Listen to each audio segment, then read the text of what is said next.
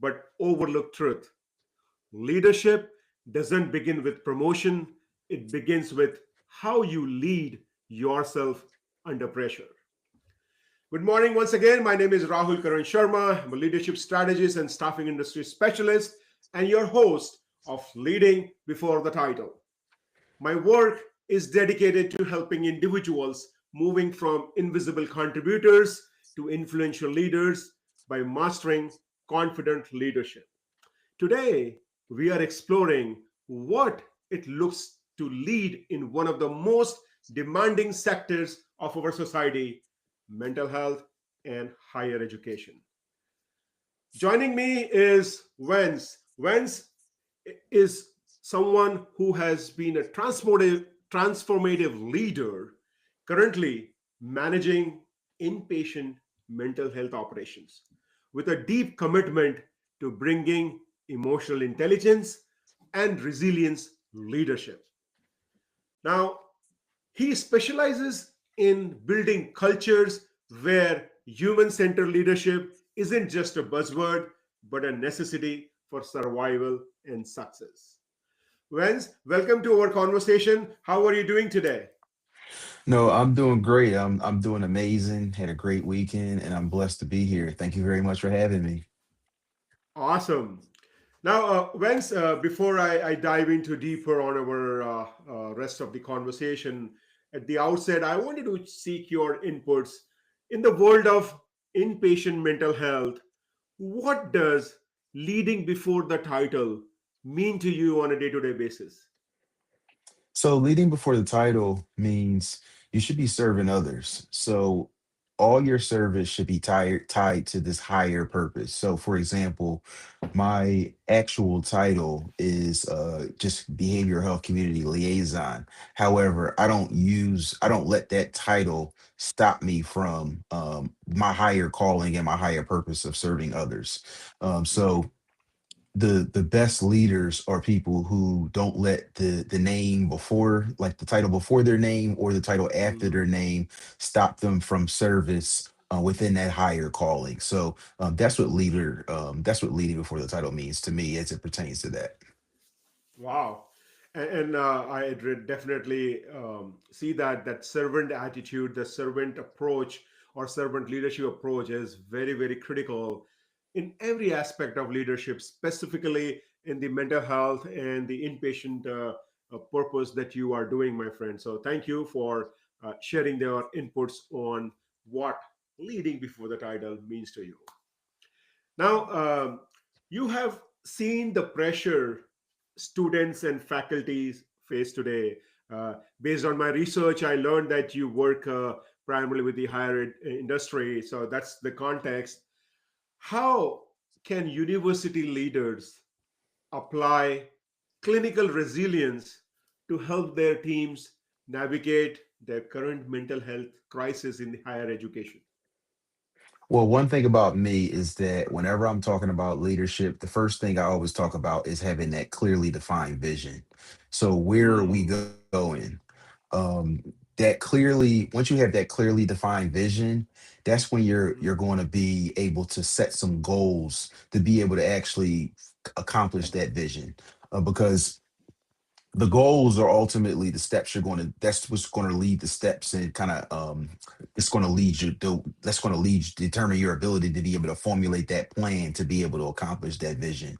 So Hmm. you have to, and then when I say vision, it's what's the vision for myself. So whether that's your in administration or if you're a faculty member, and then also what is your vision for the students, because they're not going to be the same thing necessarily. They're going to be two Hmm. separate things, but ultimately, that's still going to be something that's going to be tied to that higher purpose. So again, it's really it's what is that vision? Because if you don't Hmm. have a vision, leadership is not present in the situation. It's just management. So that's really going to be you once you have that clearly defined vision, you set your goals, in terms of what it takes to accomplish that vision, and then you put a plan in place to be able to accomplish that vision. So once you're doing that, that's what helps you. What I recognize or what I've noticed is that a lot of times that when people feel overwhelmed and when people feel stressed is because they don't have a clearly defined vision. They don't have Mm, clear goals that are actually written down. That's the other thing that mm, I notice as well. A lot of times people, you might have a vision, you might have goals, and you might have a plan, but everything is in your head. And the reality is, until you write that vision down, you make it plain for mm, yourself. It's really, it's almost like you're going to be, you're sometimes you have a tendency to just really kind of move aimlessly, or it's almost like you're on that hamster wheel where you're not accomplishing that goal because you don't have a something that's clearly written down and mm. tangible. Because once you write it down, it actually makes it real for yourself. So that's one thing Right. that I would say. Yeah. No, I think very well said. I would take away 2 points. One, writing your goals down. And as Vance clearly mentioned, that it increases the probability of achieving those goals. And in my scheme of things, Vance, as a facilitator for 7 habits for highly effective managers, one of the terminology we use is from the vision perspective is building with end in mind.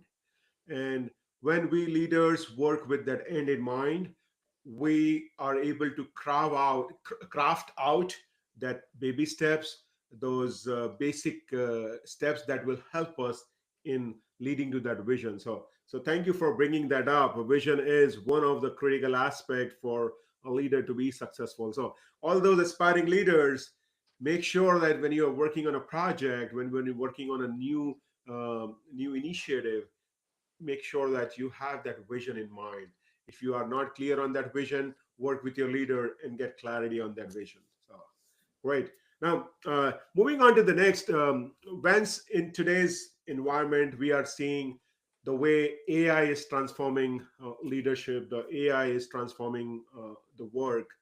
And in my work with AI, specifically for during my workshop on AI for leaders, I often talk about that human skills, that there are work that human skills can't replicate, the machines can't replicate.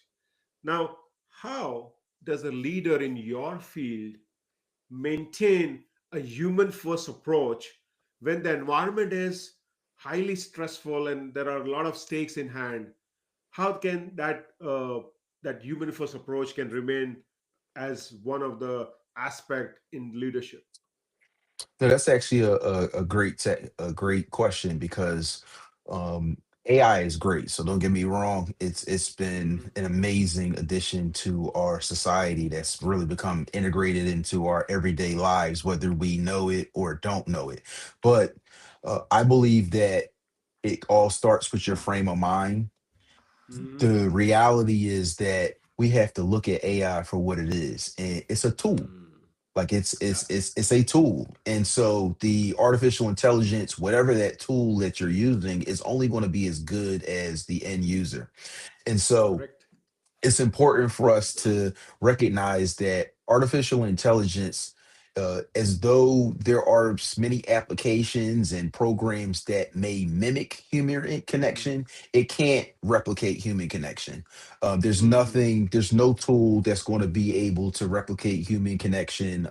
But I mean, it's a machine. It's a machine, and Correct. the reality is, as humans, we are relational beings, and so that we cannot allow machines to disrupt the relational nature of who we are. Like it's who we Mm. are as human beings. Like even when we're using, we see now how cell phones and you can do everything on these are little computers Yeah. that we hold in our hands. And so Hmm. cell phones even has kind of, in a sense, it has harmed our ability to be able to connect as human beings. Like Hmm. quite often, I go out to, I'm going to networking events, or sometimes you might be perhaps even something as simple as going out to eat with some family and friends, and you Hmm. see that. some a lot of times we're on the phones just kind of, and it's like mindlessly scrolling. Like a lot of times we're not even doing anything productive, or it's not really an emergency, and that really kind of distorts that human connection. And so you add AI into the mix, that even gives us more of a reason, where you see some people, I've seen people who have said that they're using their like chat gpt as their therapist, and it's the best therapist I've had. And so Yeah. it's nothing, I don't think that there's anything necessarily wrong with using those tools, Mhm. but we have to just remember that the tools are only as good as the end user. And also Mhm. that there's no machine that could ever replace the power of human connection. So it's just really Mhm. just recognizing that, and just having it implanted into our minds that that is the facts. Because these machines are able to do some amazing things, where Mhm. it's almost like you could think that, you think that it's a human being that's doing the thinking, when it's actually artificial Correct. intelligence. Correct. Correct. And I think the way you are bringing up, there is no fact that tools are not important or tools are not good. The fact that these tools are for our help. These tools are for us to accelerate what we are doing. Now, how we are using that tool really makes a difference. For me, I use this tool primarily on the research aspect. It has just made it's been a time saver for me. When you are doing research, previously how it you used to take hours, now it is done in minutes or probably in seconds. Absolutely. That's the Yes. right usage of tool. And the other thing, Vans, that I have seen a lot of leaders using AI is to elevate their leadership. And what I mean by that is using AI as your coach, as a mentor, as your guide, to get a perspective probably you may not get on your day-to-day work. um, I normally hear from my participants of a workshop that there are things their leaders are not available to have their interaction. The leaders are so busy, so caught up in their day-to-day things, that they are not available for uh, today's middle level managers. And I think that's where the AI comes into play, where you can get that different perspective. If you are stuck, if you are in two minds, take a help of an artificial intelligence tool, provided you nurture them, you guide them, you give them the full context rather than just asking a random question. That would be a very good move from your perspective to make sure that you are leveraging technology.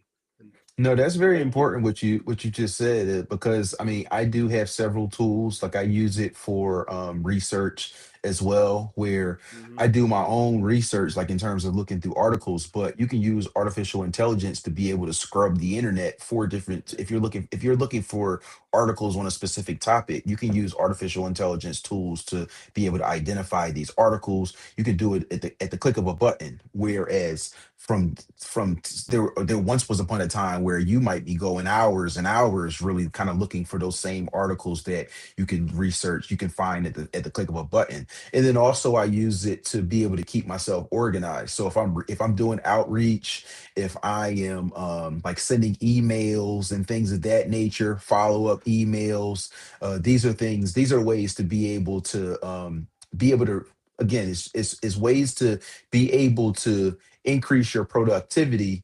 And sometimes you're kind of outsourcing things that maybe you were outsourcing to, like for a virtual assistant, for example, things of that nature.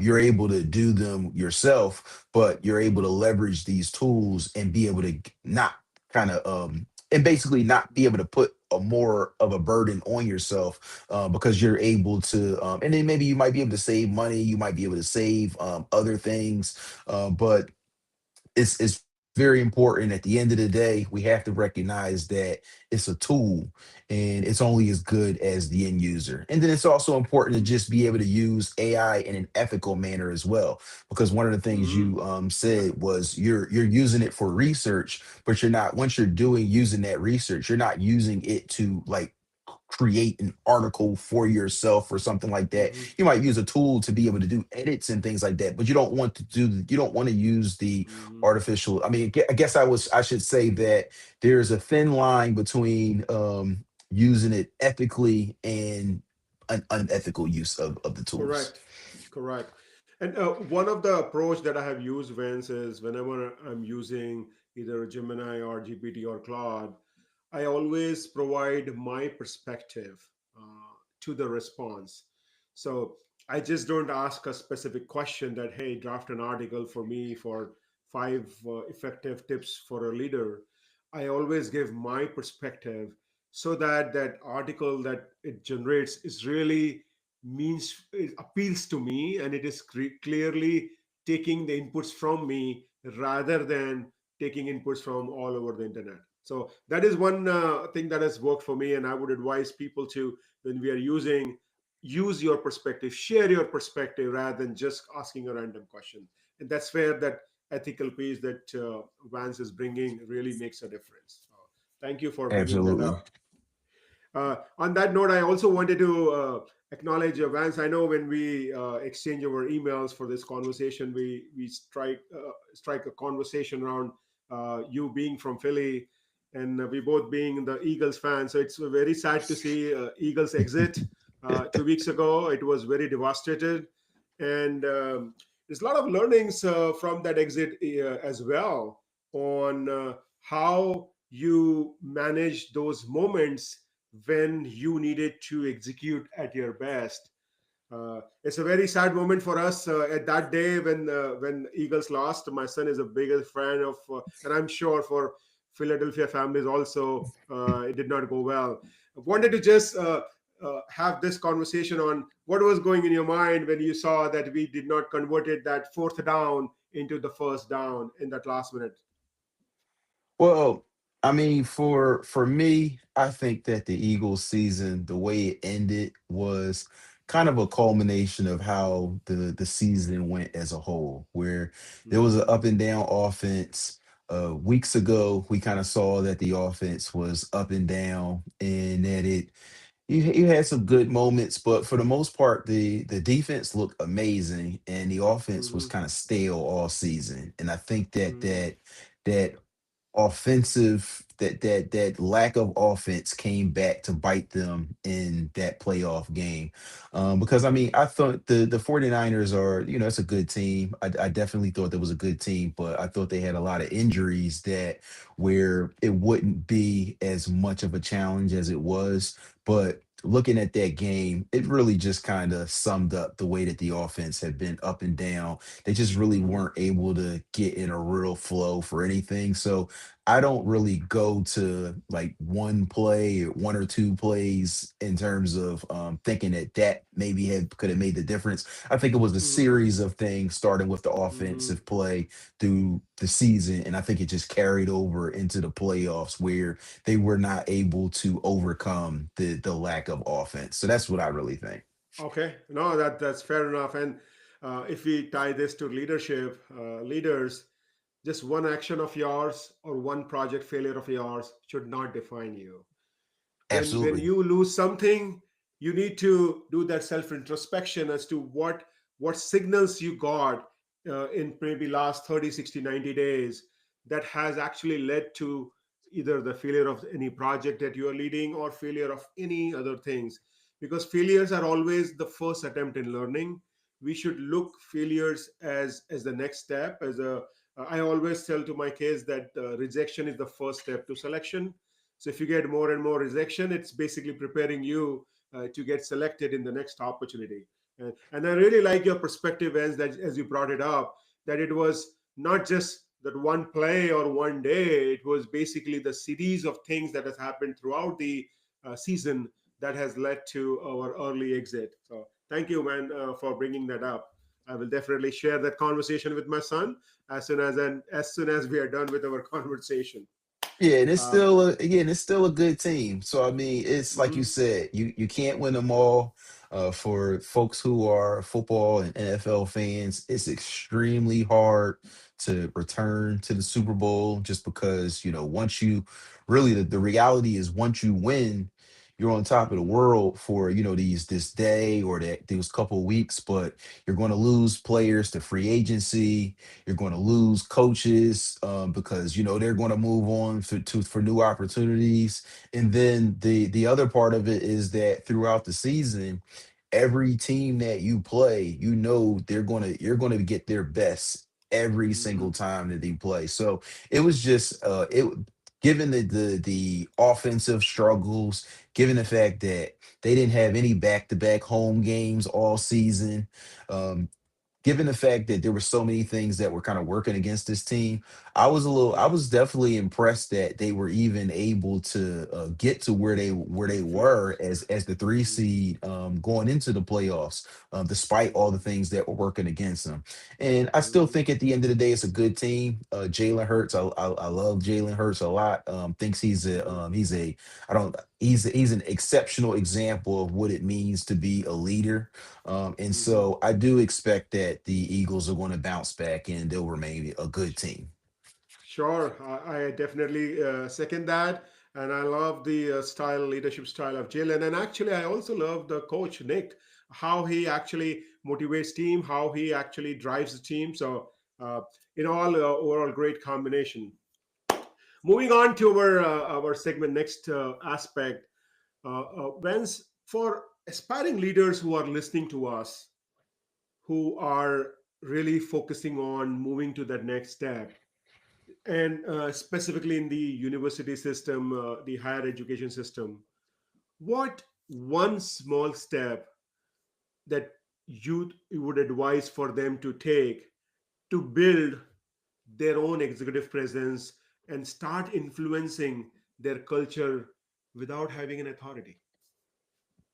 I think that the it always goes back to remembering to intentionally connect with people. You have to Hmm. intentionally connect with people, whether it's Yeah. LinkedIn, whether it's other social media platforms, whether you're in a coaching group, whether you're out physically at some sort of networking event or some sort of maybe you're at a breakfast or a gala. You have to be intentional about connecting with people Hmm. because you never know what you can learn from that person or what opportunity that person might be able to put in front of you. So Hmm. for me, Yeah. like for example, so I'm not a teacher right now, but I am on a couple of higher education advisory Hmm. boards. And so that's me being intentional about keep putting myself in spaces to be able to influence and impact the people that I believe that I'm here to serve. And so if you're able to just focus on staying connected, being intentional about no matter what space you're in, being able to leave with some sort of new connection, because that's also the key. We Right. we want to remain connected to the people that we know and people that we know from the past, but we're always need to remain be the person that looks for those new connections to make, because those Hmm. new connections, again, you never know where they can take you, especially when it comes to serving people and serving students, which is something that I really, really enjoy doing. Hmm. I think brought a very good point about the human connection, and specifically in this post-COVID era, where the global world has come to as one, where people are working in multiple shifts in multiple countries. It has observed that human connection is getting lost. It is observed that with the infuse of AI into the mix, the human connection is going faded. But as Vance brought it up, that human connection is one of the critical aspects that will help you build your own executive presence, that will help you build your own credibility at work. And from my perspective, I would always advise you to focus on building your own brand. And just to piggyback on what Vance mentioned about building that connection from heart, taking part in those projects, those initiatives that may not give you direct, visibility, but focusing on those initiatives which requires a lot of hard work, which is not giving you the visibility, but still giving you the experience. uh, when you are involved into those projects, that is really giving you the experience, that is really giving you an opportunity to interact with people who have done it all, that will really make a difference. So focus on building your executive brand apart from focusing on building the human connection uh, intentionally. That will really make a difference. So thank you, Vance, for bringing that No, up. and that's something, and I just was going to say, if you don't Yeah. mind me adding to that, I do think that you made a key point when you said you have to build your personal brand, because Mhm. you are everyone is their own. You should treat yourself as a brand. So, Yeah. for me, I have my own company, Access Purpose. I also work in inpatient mental health. I also do health insurance outside of that. And so, me wearing all these different hats, I Hmm. have to treat myself as a brand, even more, because I'm not the company. I'm not my titles. I am Vance. And so, Hmm. me treating myself as a brand, that's really what helps me be able to be intentional about when I'm out in these different places making people. I'm introducing myself as Vance because they want to Yeah. know me. Hmm. People are going to buy into you before they buy into your services, buy into your products, buy into the things Sure. that you can do. And so it's very important for us to keep that in mind as we're being intentional about making these connections. So thank you very much for saying that. Absolutely. Absolutely, I'd really second that. It's the people buying into you than your services. So, and you are your best product. So invest in your product, invest in your brand. That will really outshine you against others. Now, Vance, we are coming to our end of our conversation. Before I let you go, what is next for you in terms of the impact that you are making, you are helping to create in our community, specifically for leaders who are navigating pressure and transition? Well, thanks for asking. So for me, my goal this year is to really just kind of double down on everything that I've been doing. So, Hmm. more speaking engagements, more corporate and trainings for students, more teaching, more service. Doing more Hmm. writing. So that's something that I've kind of gotten away from over time. So I'm more intentional about. I'm going to be a lot more intentional about writing. In the middle of writing a book and then also writing some articles. My goal is just to, I want every person that I come in contact with to view themselves as a leader, even if they don't have that fancy title before or after their name. Because when you focus on purpose, when you focus on service, there's nobody that can stop you from where you're destined to go. So my goal is to Hmm. really, anybody that I come in contact with, I want them to leave with the impression that as a result of the interaction they had with me, that they have they I want them to leave with this feeling of increase, that Hmm. I've influenced them, that I've made an impact, and that I've helped unlock some unrealized leadership potential within themselves. Because what I find is that, again, going back to the beginning of the conversation, a lot of people don't view themselves as leaders when they don't have this fancy Hmm. title, or we don't have this fancy job where they're in charge of people and Hmm. managing all these different processes. But the reality is that we are all extraordinary beings. We all have a gift and a talent that nobody else has, and Sure. we just need some sort of catalyst to be able to unlock that potential, because it's all everything we need is within us. And so Hmm. sometimes we just need a little bit of a push or a little bit of a pull to be able to unlock all that unrealized leadership potential. And so my goal is always to be the catalyst, to be able to unlock that potential so that you can operate in successfully and in a way that's authentic to you and who you uniquely are. Hmm. Wow. So if you are in the healthcare industry or probably higher education and looking for a catalyst to improve the mental health of your people, improve the mental health of all your colleagues, employees, do not hesitate to reach out to Vance. Vance is available on LinkedIn, and we will include his website on the show notes. Reach out to him if you're looking for a keynote, if you're looking for any workshop. Well, it has been a pleasure to have and to host this conversation with you, Vance. This has been a very powerful look at the intersection of empathy and authority. And listeners, if you found value in this conversation, I urge you to share this broadcast with your inner circle. Whether it's a colleague in the DC metro area or a friend in the global education industry, share these highlights to collectively move from invisible to becoming an influencer. Thank you for joining us. And if you are looking for more space to gain a different perspective, join our LinkedIn group, Leadership Sounding Board. And with that said, I'm signing off, Rahul from Leading Before the Title. And as we wrap up, I want you to leave with this reminder: the climb to leadership starts exactly where you are standing today. Thank you, Vince, once again for being here and sharing your insights.